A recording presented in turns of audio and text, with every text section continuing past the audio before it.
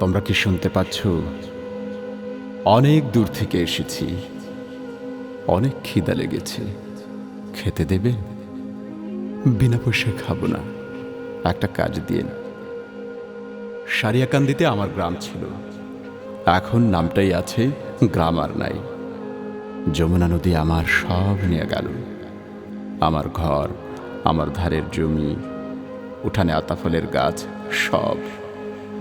আমি সব তাকিয়ে তাকিয়ে দেখলাম, কিছুই করতে পারলাম না। সেই যে বগুড়া শহরে এলাম, স্টেশনে এসে বসে থাকলাম বউ আর কোলের ছেলেটিকে নিয়ে। প্রতিদিন কাজে যাই আর রাতে শুয়ে থাকি স্টেশনে।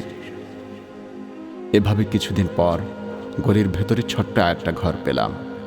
হায় রে কপাল, কোথায় নদীর ধারের ভিটা, আর কোথায় ভাঙা জিনিসপত্রের দোকানের পাশের ছোট্ট একটা খুঁপড়ি। প্রতিদিন কাজ, প্রতিদিন টাকা।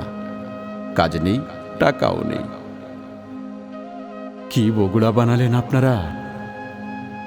বড় বড় রাস্তা, বিরাট বিরাট দালান, কি সুন্দর সুন্দর মার্কেট। নবাব বাড়ির পাশে কি বিশাল মার্কেট বানিয়েছেন আপনারা! সামনে দাঁড়িয়ে থাকলে আকাশ পর্যন্ত দেখা যায় না। আমাদের জন্য তো কিছুই করেননি আপনারা, সব করেছেন বড় লোকদের জন্য। 7 দিন হলো কোনো কাজ নেই। করোনা না কি যেন হয়েছে, বের হতে দেননি ঘর থেকে, আর নিজেরা শপিং করেছেন। আমরা বাঁচব কিভাবে বলতে পারেন? বলতে পারেন আমাদের করোনা আগে নেবে নাকি পেটের ক্ষুধা?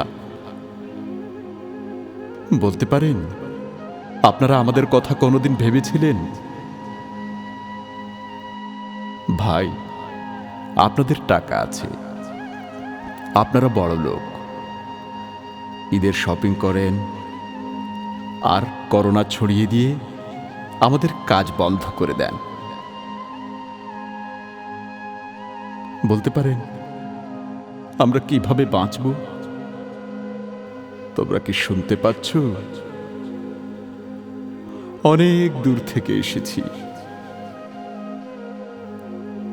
খিদা লেগেছে, খেতে দেবেন? অনেক খিদা লেগেছে, খাবার দেবেন?